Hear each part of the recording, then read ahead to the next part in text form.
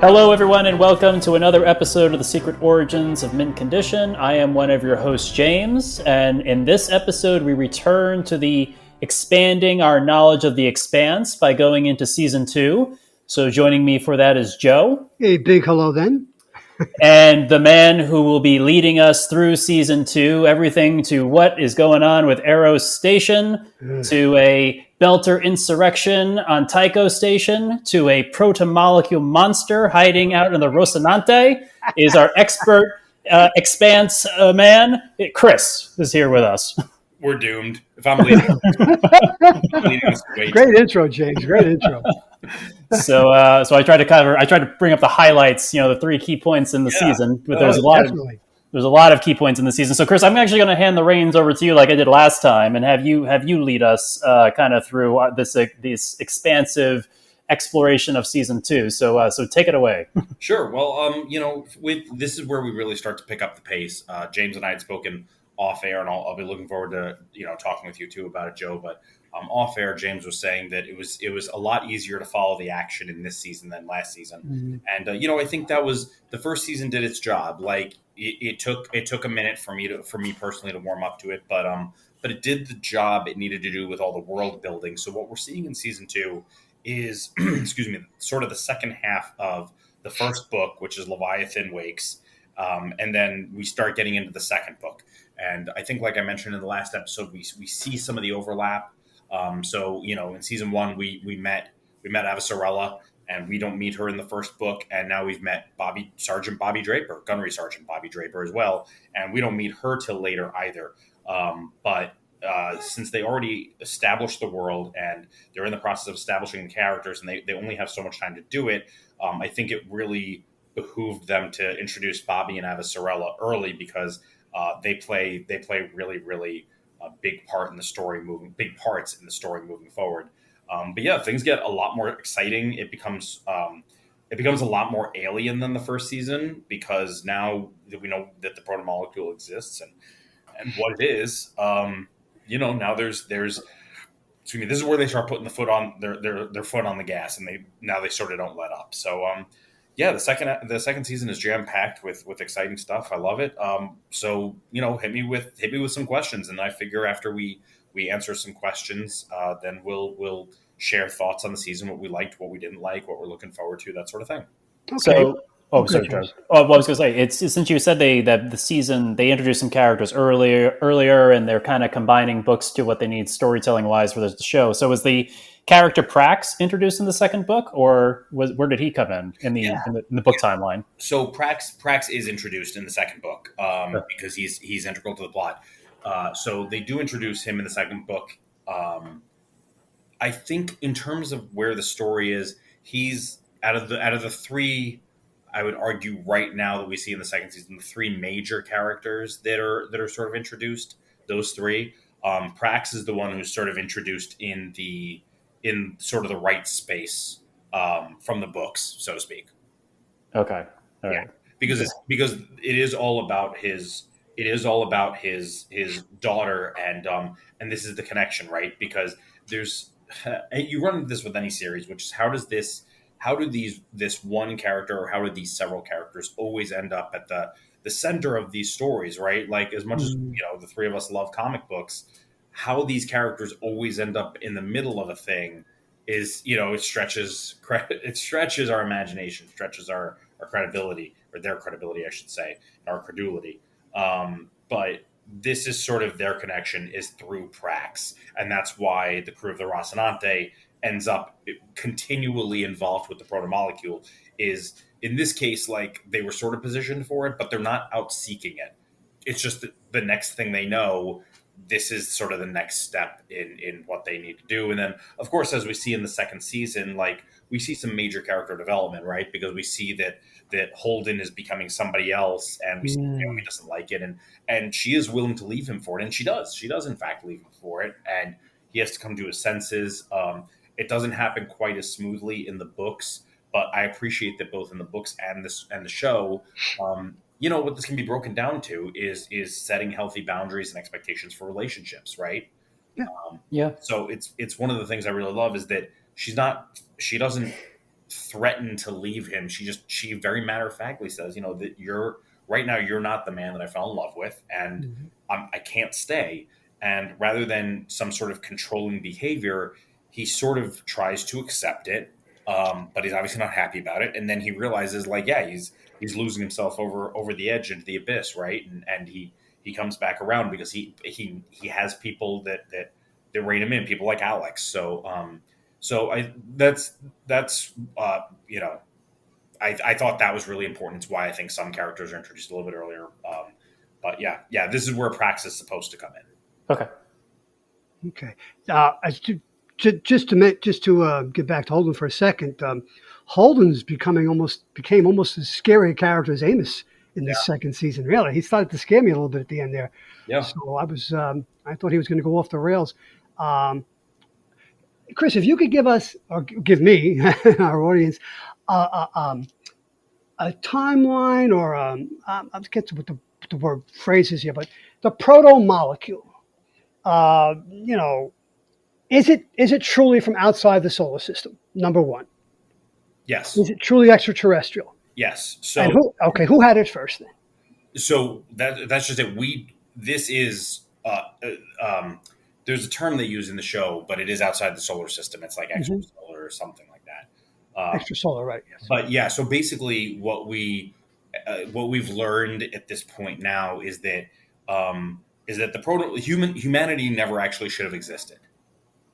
Is that the protomolecule overwrites what it's doing? This is sort of what we get into with the scientist, right? The scientists that Holden and his crew capture and are trying to get information out of, right? They talk about how the scientist is talking about how the protomolecule overwrites what it has, and it doesn't know what to do with humans exactly, because it's not really meant to overwrite humans. It was meant to hit Earth before humans evolved. So it's not. It's basically sort of. I'm trying to think of think of it as a virus, but it's a virus meant to almost like terraform an entire planet and the life on there and basically hijack it. So Phoebe. I think it's Phoebe. Is that what? Now I can't remember because I always forget. But it's Phoebe, right? It was Phoebe. Yes. Yeah. Phoebe was not actually a moon, is what we learned. Phoebe was not a moon. Phoebe was the vessel for the protomolecule. It was a delivery system, and it got caught up in orbit. So we've just thought for as long as we've been around that it's one of the many moons of the planet, but it's not. Phoebe is the vessel, and that's how we sort of find out that this is an extrasolar object. This is a truly alien object. At present they're basically saying it's an extrasolar weapon. Okay, that answers a lot of questions. All right. What else? Go ahead, James. I'm just trying to digest that. So I guess from what I saw in the show, but obviously there's way more to go. But between Anderson Dawes and Fred Johnson's the more in control Belter leader, right? Is that where they're going with it? No, it's not necessarily that he's the one who's more in control. It's that he is the one who sort of has a government, so to speak. As oh gosh, you just said his name. Sorry, Dawes. Dawes, yeah. It's that Dawes doesn't run a government. It's that he's still sort of running a guerrilla operation. Right. So that's sort of where they run into. Dawes has public support, and he sort of has the advantage of running a movement because he's not tied to office. It's like politicians who make promises before they enter office, and then when they're in office and they're not doing things, they're like, sorry, my hands are tied. Sometimes it's nonsense, sometimes it's lies, but other times they can't do a thing because of the position they hold, right? Sometimes that's why people don't want to be, we see it in Harry Potter where Voldemort doesn't want to be the minister of magic. Why be the minister of magic and have to go to meetings and stuff? You want to be the power behind the throne because then you can do whatever you want without all the trappings of power, right? So that's sort of the difference between Dawes and Fred Johnson. Is Fred Johnson has a structure, he has people who follow him, and yes, there are people who are faithful to him. But at the end of the day, as Dawes makes evident through his machinations, Fred is not a Belter. Fred will never be a Belter. He is always going to be an Earther, and there will always be those belters who are willing to betray him. And Dawes has the luxury of sort of handling it how he wants to handle it. So think of him as sort of a smoother insurrectionist. Like, he's not an anarchist, but like, he also doesn't see the need to have formal power, especially because it undercuts his message that all belters need to work together to make things happen, right? So he sort of can't. It lessens his argument if he is the leader of power. So if he's holding the power, then he can't claim brotherhood the way that he's been doing, right? And Fred Johnson provides a perfect foil, because what he can do is he can point to Fred Johnson and say, Fred's a good guy. I've taught him everything he knows. But, we disagree on some things. And in this case, like, here he is still trying to get cozy with Earth, and I can't blame him. But it's think Julius Caesar, where at Caesar's funeral, Mark Antony keeps saying, but Brutus is an honorable man. He says that. See, remember, we all wept when Caesar died, but Brutus says that he is not a good person, and Brutus is an honorable man. And though he keeps repeating this refrain of Brutus is an honorable man, the obvious notion is that, like, at some point you have to stop listening to what Brutus is saying, because he's not really honorable, because he's gaslighting you, right? Okay. Does that sort of make sense? I think so, yeah. Yeah. I mean, I guess my question came from the fact that in the end of the day, Naomi gave Fred Johnson the actual protomolecule. So, and I guess her line was that the belters should have it too. And I guess he's the representative of the belters that deserves to have the protomolecule. I think it's more that Naomi gave it to him because he is more predictable than Dawes is. And also, that's what I took from that too, yes. Yeah, Dawes is much more like hard line than Fred Johnson is. So, I think the fear with him is that he would use it, because why wouldn't he use it? And he sort of gives us some of that vibe when he talks about, because he's the one who ends up stealing the scientist, right? Right. He's the one who right. That's Her other fear is that if he's willing to be so brazen as to do that, and he has no love for the inners, she may not necessarily like or trust Fred Johnson per se, but she certainly trusts him to be more predictable than Dawes, if that makes sense.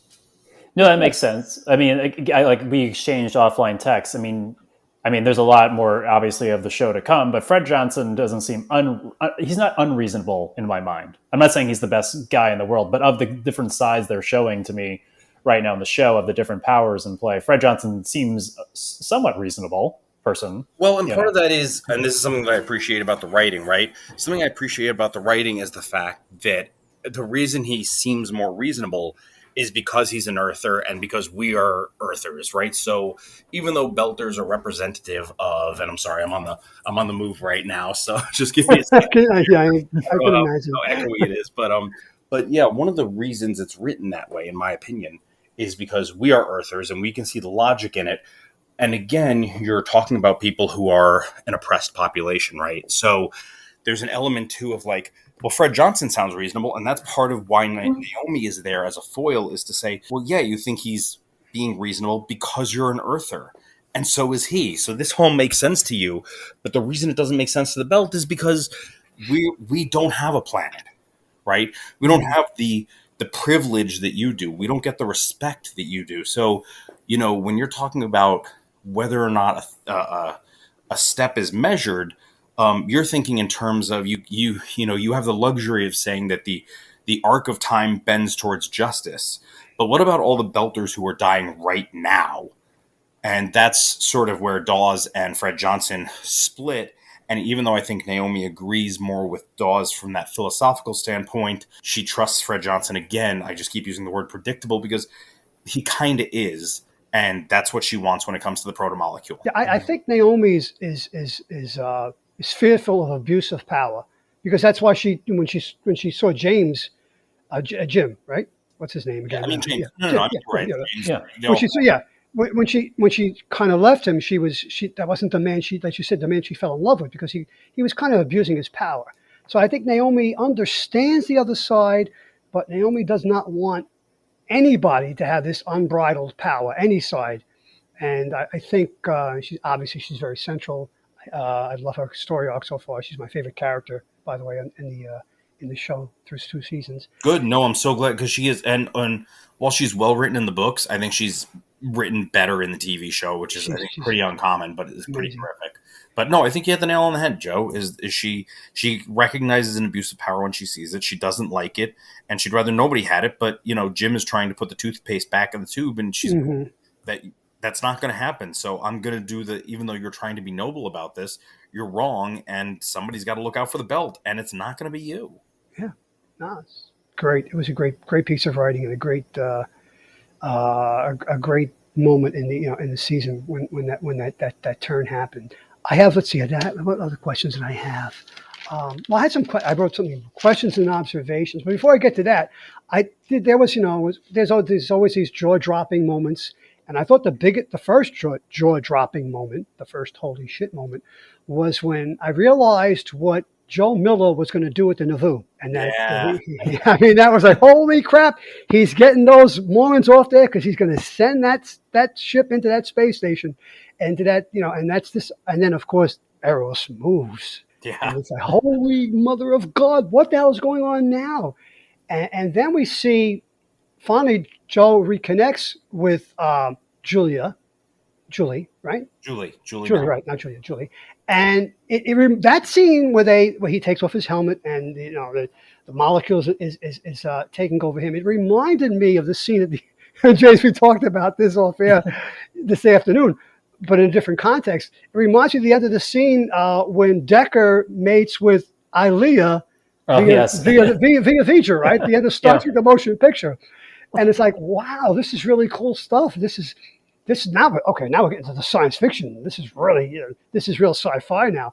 So that scene blew me away, and I thought it was amazing. I just, but that moment when I realized what his plans were for the Nauvoo, it gave me chills. It really did. Oh wow. Yeah, I would say, Joe, maybe I was blown away just by when he shot that scientist in the head that they were trying to get. Right.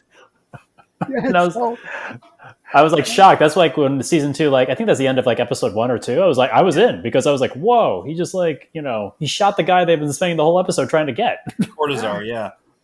Cortazar could do something. Yeah, and as scary as Amos is, and he gets scarier, even in this season, there are people who can go toe to toe with Amos in his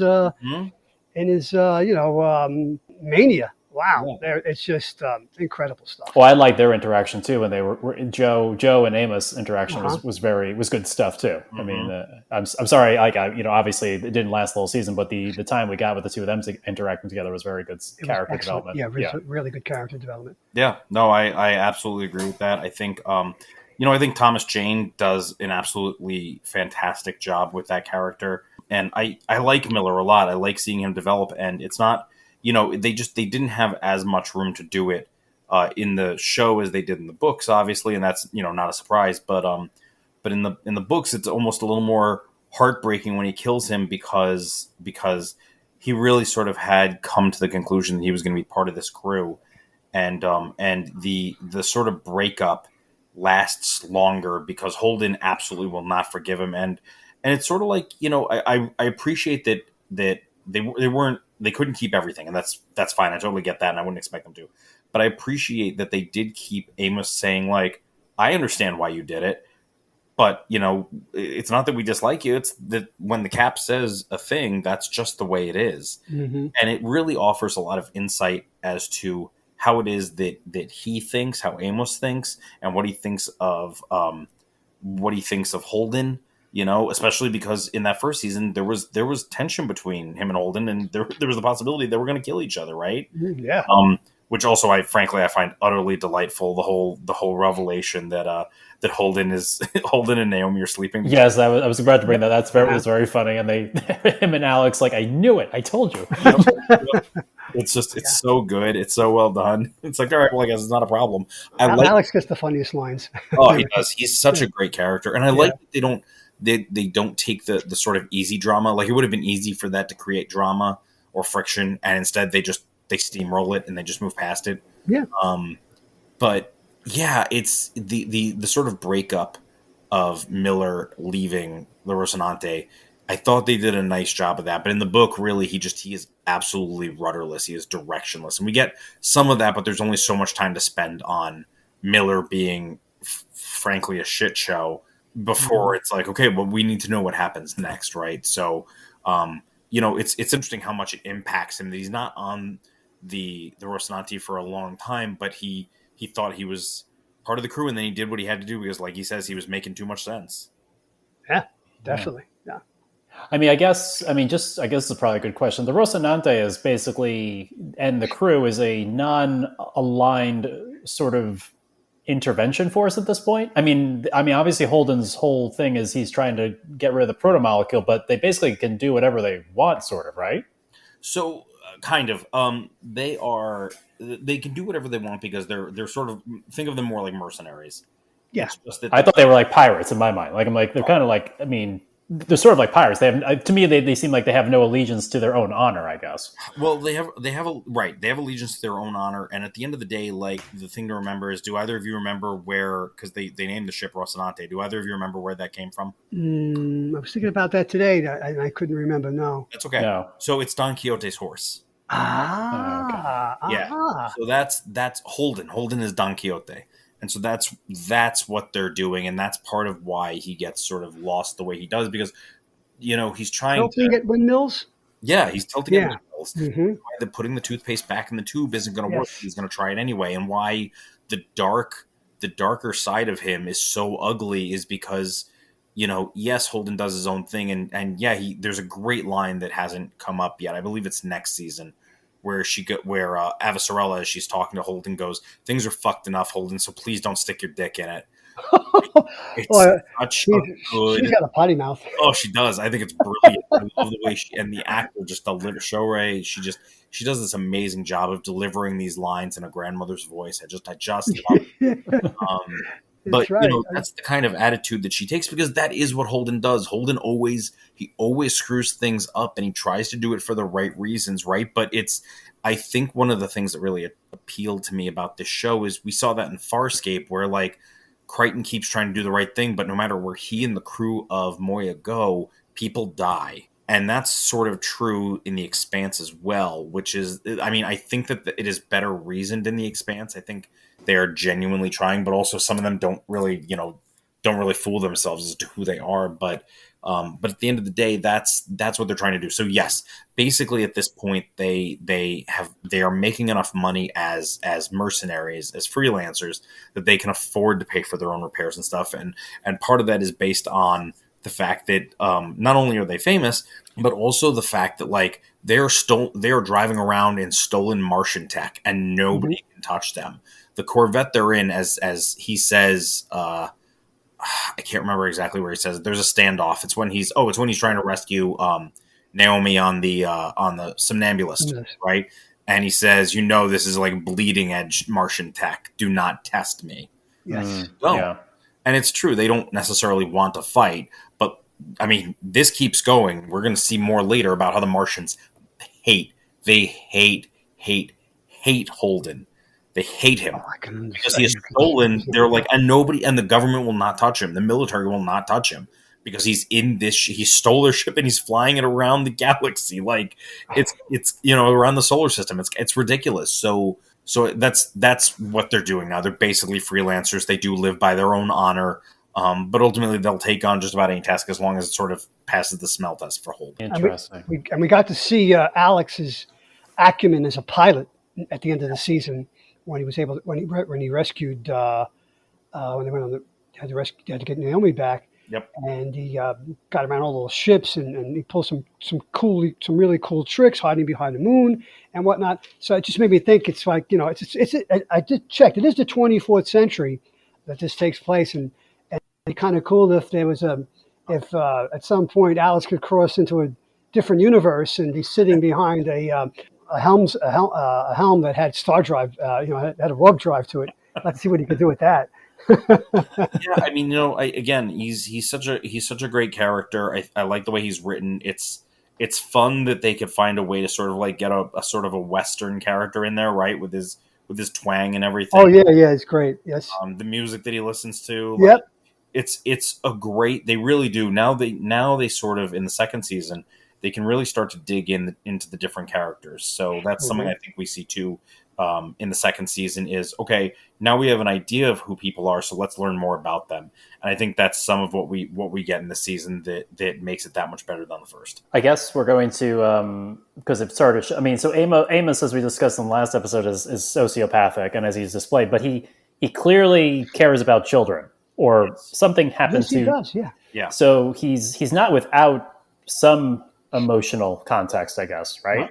No, he does. He has emotional capacity, and it's I can't remember. Him and Cortazar talk about the idea of Amos having sort of like cauterized it out of himself. Mm-hmm. But, Yes, but Cortazar doesn't think he's gone far enough because he still thinks about things like right and wrong. Mm-hmm. So I think that's the other nice thing too about this is the sort of comparison between the two, because yes, Amos is absolutely a sociopath, but like he is also still human, whereas Cortazar has kind of moved into a realm where it could be argued that he's not anymore, right? Because he literally doesn't have the capacity for this anymore, for empathy. Yeah, there is still a human element to him. There's very much, it has a lot to do with like innocence. And of course he mentioned the past that he's had, which we learn more about it later, but we never really learn everything about him. We just sort of learn everything we need to learn about him, if that makes sense. right. Because I know he drops hints about not having a great childhood and the hardships he's been. I mean, we don't really fully know, but like I said, I was noticing that when they start looking for Prax's daughter, he seems a lot more dialed in than he's previously been. Yeah. Yes. No, he really is. And we learn more about that later. And in the books, it's expounded upon, because in the books, what happens is Prax's ex-wife gets involved, and basically she sort of like seeks to discredit him because I think it must be the Martian government who like decides they don't like what everybody is saying out there, so they basically coerce her into saying that he's a child abuser, and he has to put out this video saying, it's not true. This is not who I am. And at some point, Amos confronts him and says, "So, Doc, that video, it's not true, right?" And he says, "No." He says, "Okay, because, if it was," and it's sort of, I can't remember if it's left unspoken or if he just says he would kill him, but 100% he would kill him. And that's, I think, they hint at it ever so briefly in the second season when Prax says, for a moment I was relieved when I thought she was dead, because he's talking about how long she'd been, dealing with this illness and the care that she needed, blah, blah, blah. And he says, for a moment I was relieved. And, Amos looks at him and says, "Are you expecting me to tell you that that's okay?" And Prax says, "No, I know it's not." Right. But that's sort of that dangerous moment where like, no, this could, depending on your answer, Prax, this could turn very ugly for you because of Amos.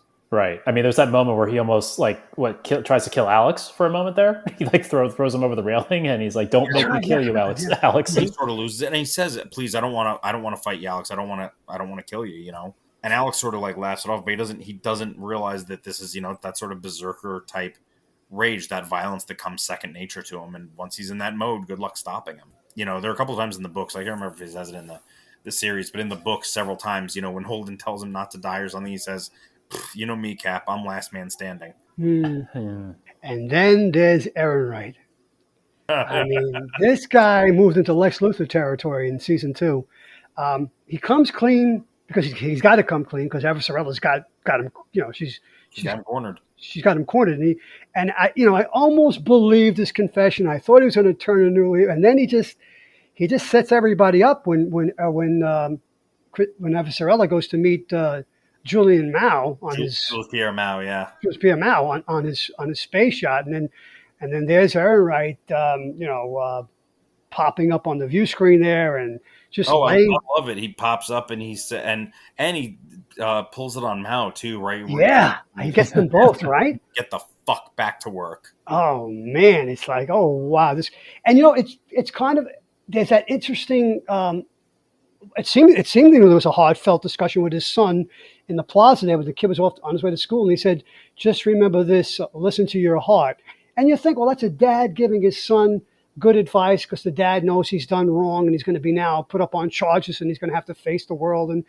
But what he was really telling him was, just watch me. I'm going to do it. I'm going to do what my heart tells me to do. Well, and And that's sort of the question, right? Because we don't actually. I've thought about this, and I think the reason that scene is put on is not just as a red herring, but I think it's a question of, did he know what he was going to do? And you're right. Like, was he telling his son, "Follow your heart," because that's what I'm about to do, Hmm. which is, sort of taking that attitude of "screw the world, I'm going to do what I do," or did he genuinely feel remorseful?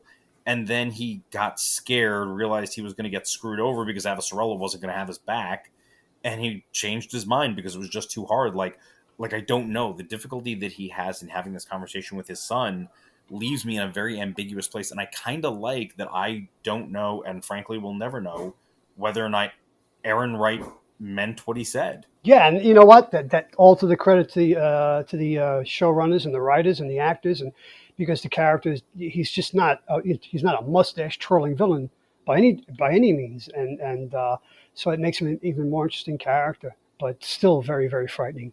Yeah. No, I'm glad Frightening. you Yeah. brought up Erinwright because he only gets so much attention because he's kind of one of the bad guys, but well, is one of the bad guys, but also because he's not one of the sort of big bads, right? Like Mao gets more attention because of the Hmm. terrible things he's done, and Erinwright in the books is, I don't want to say he's vanilla, but he's a little bit vanilla. He's a little less interesting than some of the other characters. So I'm glad you brought him up. I'm glad you felt that way. Yeah, I like the actor who portrays him too. I obviously I'm watching this way when the show is over, so I first encountered that actor recently in Star Trek Discovery season 4. He was playing Oh, a cool. character, Okay. and I was like, "Oh, this is a good actor." So I was like, when I started watching The Expanse, I'm like, "I know this guy. Why do I know this guy?"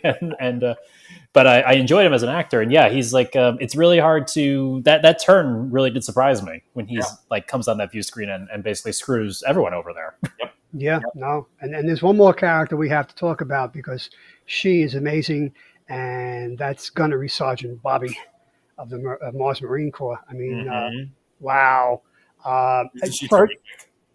she's when she's introduced, she seems like the typical, Marine hard ass, following orders. But then what happens to her and her platoon on Ganymede, Yeah. it sets things in motion to the point where she defects.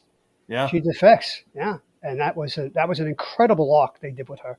Yeah. And I don't know the actress's name. Forgive me for not knowing her name. I should have known that coming in. Oh, yeah. I'm trying to But remember it offhand. she's so convincing. Um, And oh man, because I do. I love her, and it's.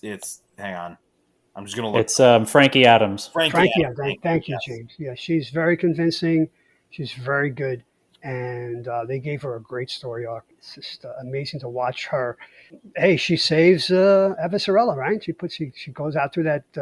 Isn't it interesting in all these science fiction shows? There's always an air duct to crawl through. It pops up.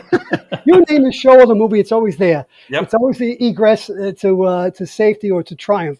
But there it is, and she comes back with the power suit on and kicks some butt, and because that's what she does. Yeah. But she's much more layered than that, obviously. No, she is, and we get to find more of that. And I also love her moments of humor, like that conversation she has with the guy at the door. Oh yeah, yeah, yeah. Then he even asked her to can you rough me up a little bit? Yeah. Yeah, I forgot that. That's great. Oh, it just Yeah. tickles me because Yeah. it is. It's very much that whole like. I like that she knows exactly what he's thinking, and she can call his bluff. The whole like, he's like, "I can do this," and she's like, "Yes, you can.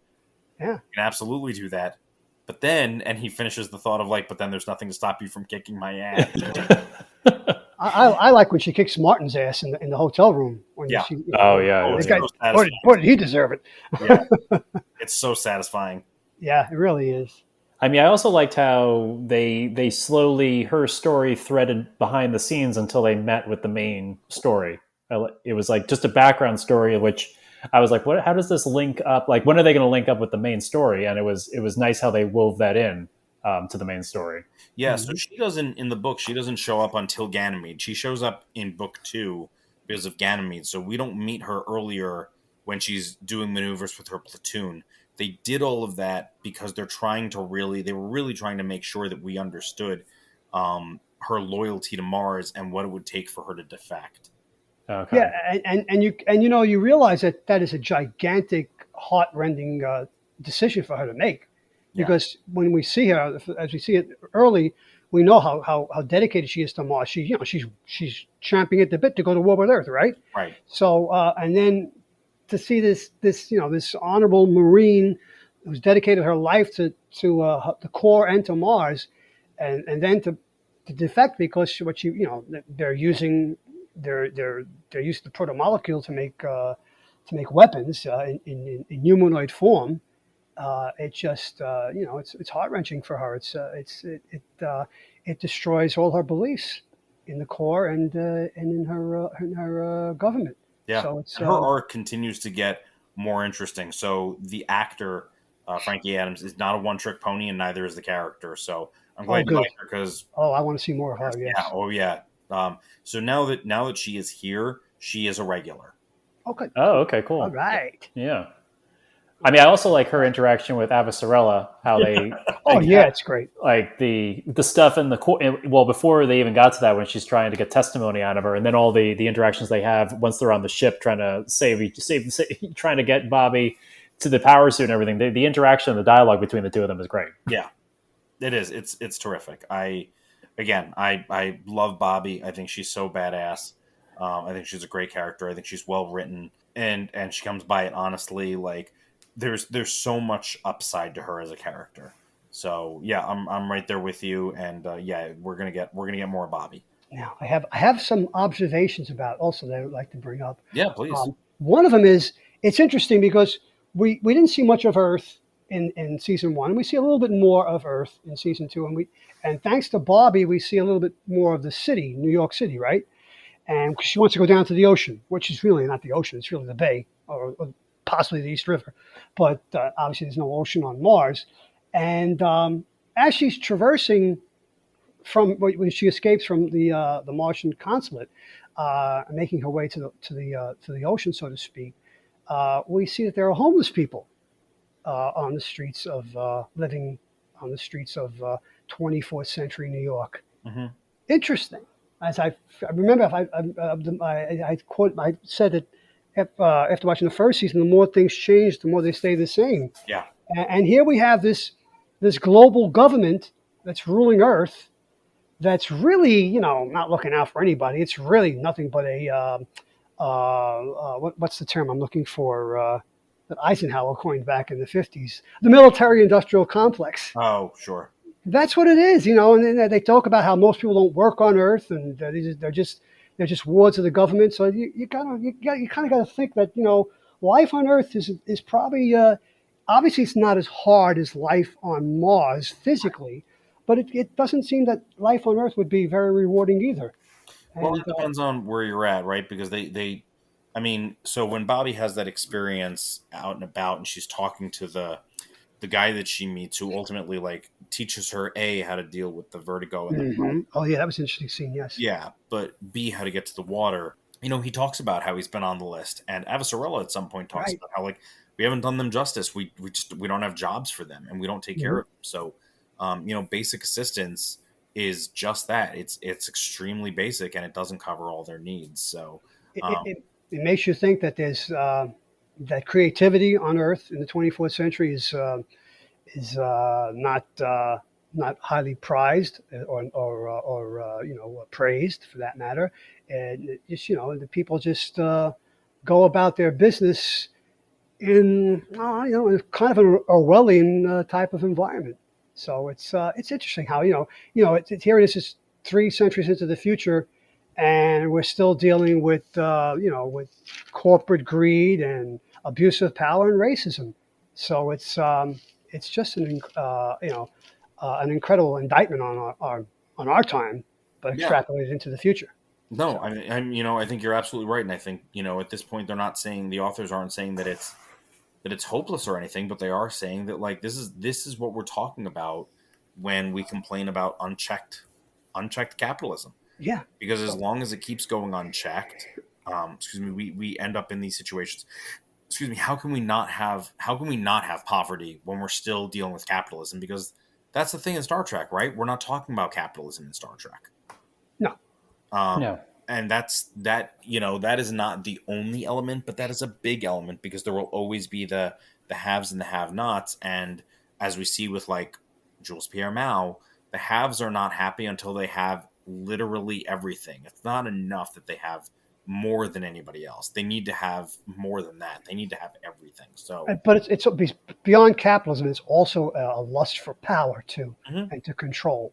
So it's I'm a free market guy. I don't I always say I don't want to see people make the money off the backs of other people. Mhm. So capitalism left unchecked can be very, very dangerous. But I think also this pursuit of power for this just for the fact of just attaining more power is what's holding us back, and obviously it's what's holding this society back. And that comes to fruition when not fruition yet. Obviously, it's 4 seasons to go. I don't know how it's going to end, but you see, with the whole belt. Obviously, the belt is the people that suffer the most because of this unbridled avarice and this abuse of power. So, where does it end? I don't know, but I got a feeling the protomolecule is going to have a big say in this. So, Yeah. I mean, and you're definitely right. And the thing is, in Star Trek, we also see that need for power, right? So it still exists. mhm. It's still a human thing. But also in Star Trek, they're not limited to one solar system. This So is true. Yes, space right. is a thing too. And the more space you have, the longer it takes for the cracks in the foundation to be seen, right? But as space starts to shrink, or I should say, as available space starts to shrink, that's when the cracks really start to show because now people are getting squeezed. Yep, definitely. Very much so. Let's see if there's anything else I wanted to. What about you, James? You? I'm still looking at my notes here. No, I mean nothing that I mean sticks out at me. I'm looking forward to continuing on because I think a lot of my questions will.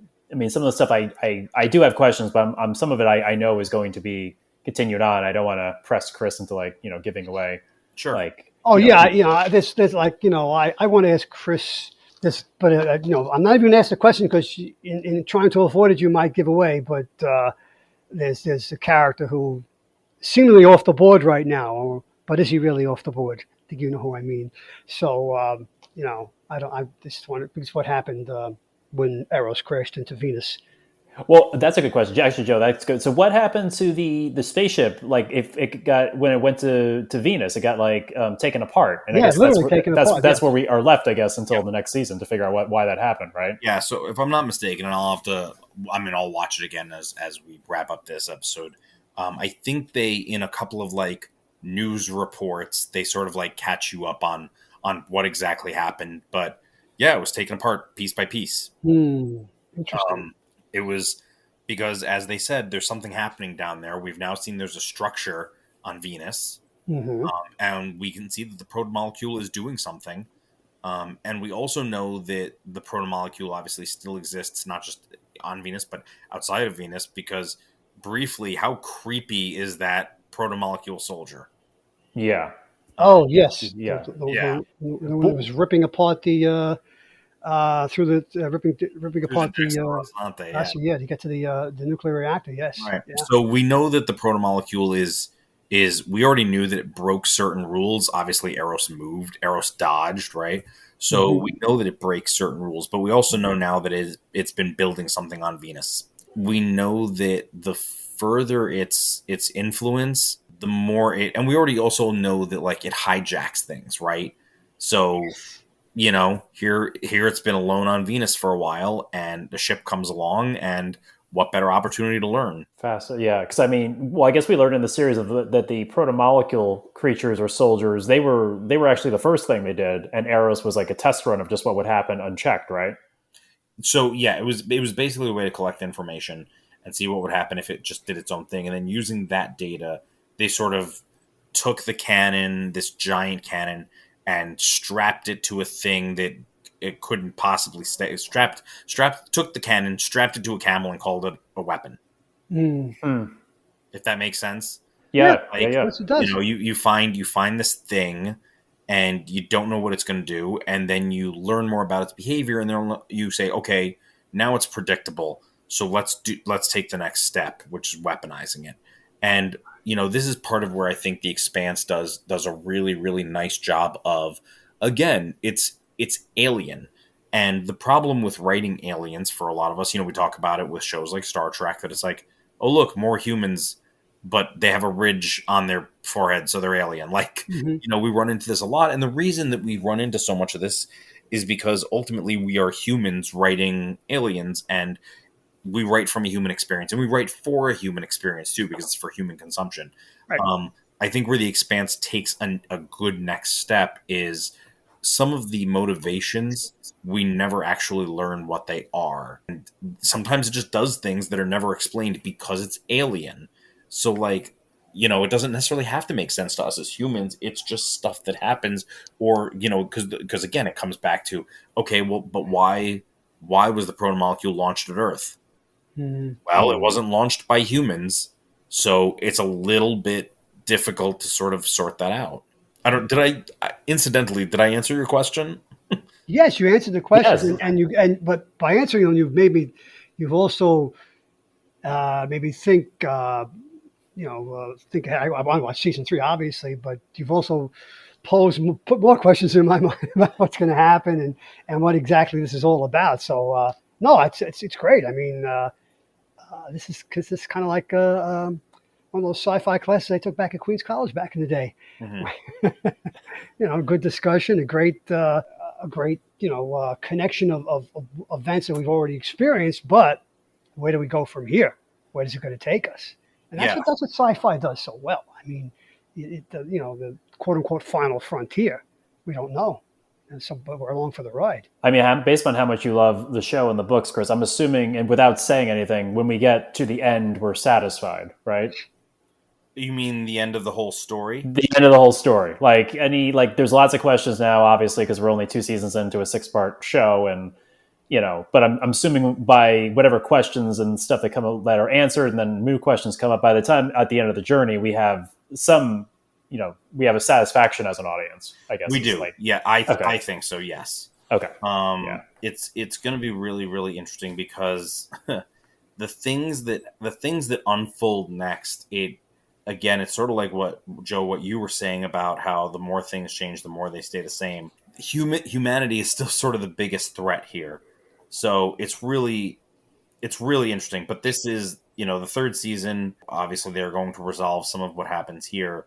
But then we move on, and there are loose threads that come back to sort of haunt the crew and the audience. Oh, interesting. Okay. Yeah. It's gonna be season 3 is wild. Okay. Season 3 is really, really interesting, and season 3 dovetails like beautifully into season 4. So this is what I mean when I say, like, they've been accelerating, stepping on the gas, but now they're about to, like, put the hammer down and not let up, and not in a way that is so breathless that you can't enjoy the show. It doesn't feel like a full-on sprint, but there's always stuff that's going to be happening from now on, and it very, in my mind, very nicely reflects the arc of technology, right? Which is that the more advanced technology becomes, the quicker the iteration cycle, right? So it's sort of like how we all have a new phone every year because the technology is so good that the iteration cycle speeds up, and then it's not built to last. And that's sort of what we see in the storytelling, is that with the advancement of the protomolecule and what that does to humanity's understanding of science and the stars, the plot speeds up, and these things start taking on a life of their own and a speed and a pace of their own, and it keeps accelerating like a merry-go-round that's not going to stop. Cool. I look forward to it. Yeah. Can't wait to start season 3. Yeah. Any as I know we're going to be wrapping up on time here, but any final thoughts from the two of you? Because I want to ask. Well, let me ask you this: what is your final thought on the 2nd season as compared to the 1st season? Which you like better? I don't need a full explanation. Just which do you like better? But the second thing is, what is the one single thing you are most looking forward to experiencing? It may not be in the 3rd season, but like in the future, moving forward, after now watching 2 seasons of this show, what is the thing you are most looking forward to seeing? Whether it is a new character, a recurring character, a plot development, the answer to a question, whatever it is. So let's start with you, James. What is the did you prefer season 1, season 2, and what is the thing you are most looking forward to moving forward? I think I like season 2 better, but that's only because, like I said, it took all the stuff in season 1 for me to like grip and grasp season 2 so well. So, I mean, I don't know if that's like I said, that might not be fair because season 1 I had to do a lot of work for me to enjoy season 2. But still, you enjoy what you enjoy, and that makes sense to me. And I think I'm this. There's so much to be interested in, but I'm very curious about what's going on Venus. Okay. Yeah. Yeah. I can promise you that we are going to find out about Venus next season. Okay, cool. Okay. Yeah. Joe, what about you? I did like season 2 better than season 1, but that's like damning with faint praise because season 1 was great. I mean, and so is season 2. Sure. So I just think it's a continuing arc that these showrunners know what they're doing, and it keeps getting better and better. And I expect season 3 to deliver the goods. I too want to see what's happening on Venus, but I also want to see a little bit more about those children in those I guess what you might call them, for want of a better word, those containers. Yep. And we did see that little Prax's daughter, what, May? Meng. Yeah, thank you. May. You're right. Sorry, May. Right, May. I'm thinking of Prax's last name, Meng. Yeah. Right. She's still alive, so I really want to see what happens to her. Obviously, just the continuing adventures of the Rossi crew. I mean, they're amazing, and there's a lot I want to see, but yes, I agree with James. I think I'm really, really keen on to see what the hell is going on there on Venus.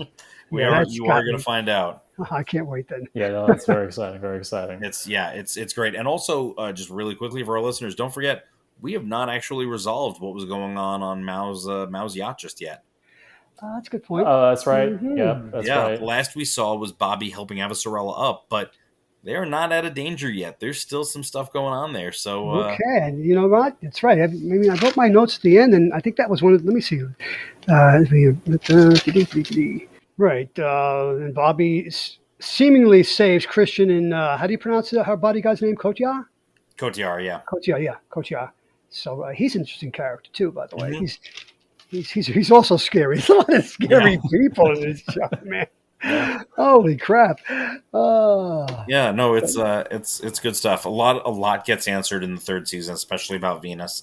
And there is, I promise, a lot more to look forward to from the crew of the Rossi, but also from Avasarala and Prax and Bobby, and we are about to get in the next season. We are about to get two very interesting characters.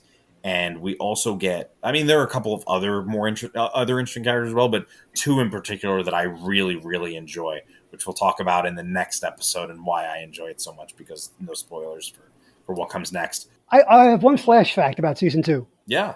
Because we get to meet the inventor of the Epstein drive, right? Yes, we do. And it was Jimmy Olsen, Sam Huntington from. Oh, sure. I can see it now that you mentioned it. So look, it's Jimmy Olsen, Sam Huntington from Superman Returns. Yeah, but it's fun how they weave his story in too, because his story is actually part of a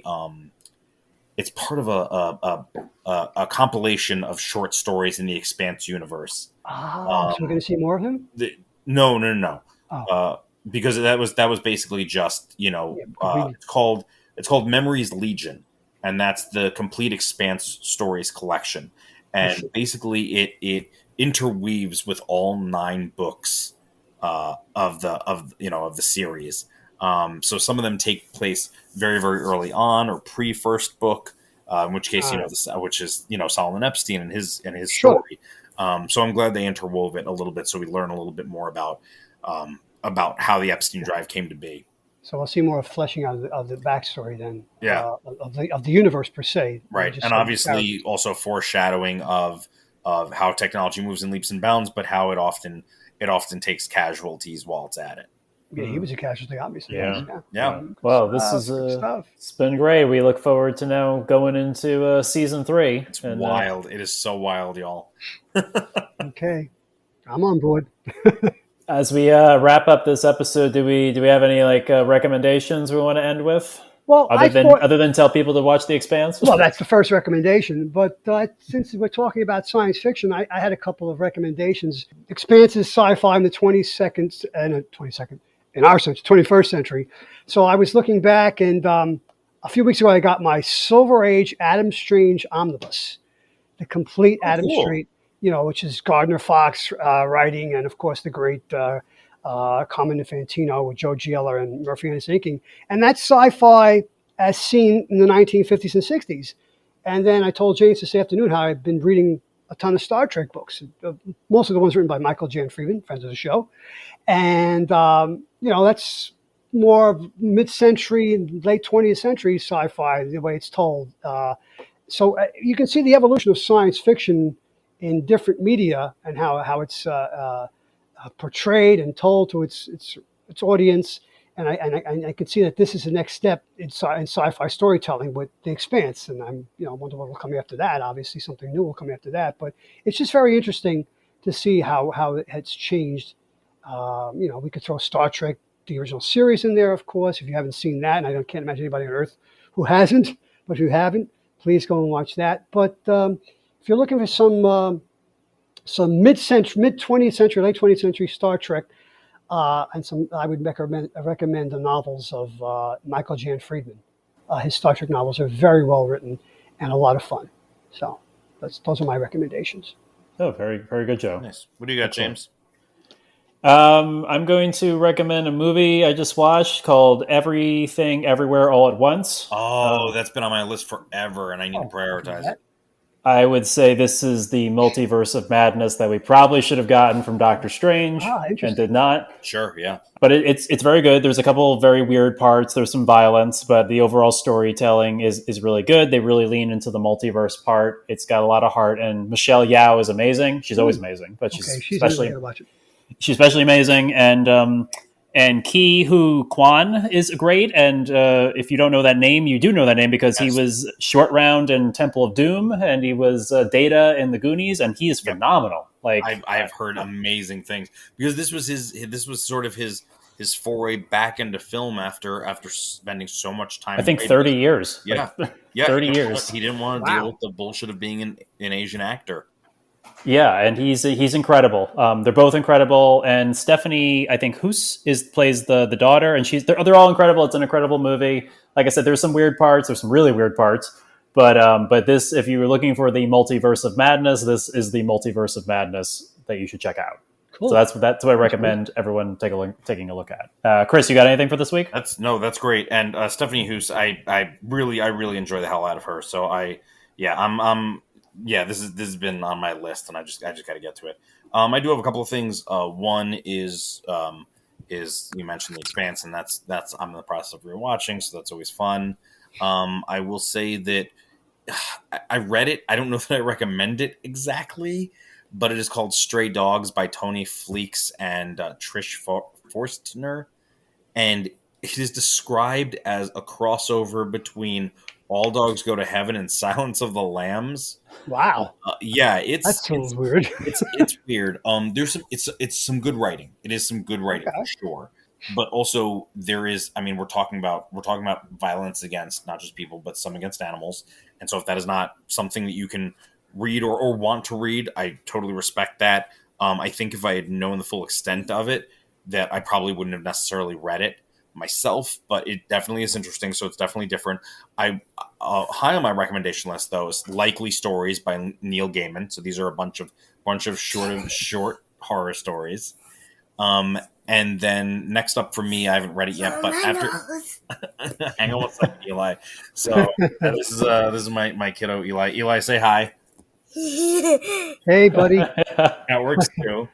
First official appearance on the show. There you go. Official. I think we might have heard him at one point or another, but yeah. So also next up for me, James, you had recommended a little while back Daredevil Parts of a Whole, and that got into Echo. So the next thing on my list that I'm going to be reading is Daredevil Echo Vision Quest. Oh, okay. And I'm looking forward to that because I had mentioned after watching Eli. Thank you. I mentioned after I mentioned that I really like the character of Echo, and I want to see more of her because I didn't love Hawkeye the TV show, but I really liked her character. I'm looking forward to her getting her own miniseries. So that's my next read. Good. Excellent. Those are great and great recommendations, and I think you'll enjoy them too. So audience, I hope you've enjoyed this episode where we've dived back into the world of The Expanse. We'll be continuing on with watching The Expanse, and eventually we'll be doing expanding our knowledge of The Expanse with season 3, so you can look forward to that. In the meanwhile, if you have thoughts about this episode, your thoughts on The Expanse, we would love to hear them. So you can drop your thoughts and comments into the Facebook group. You could also email us at secretoriginsmc@gmail.com. And we thank you for listening, and we will talk to you on the next show.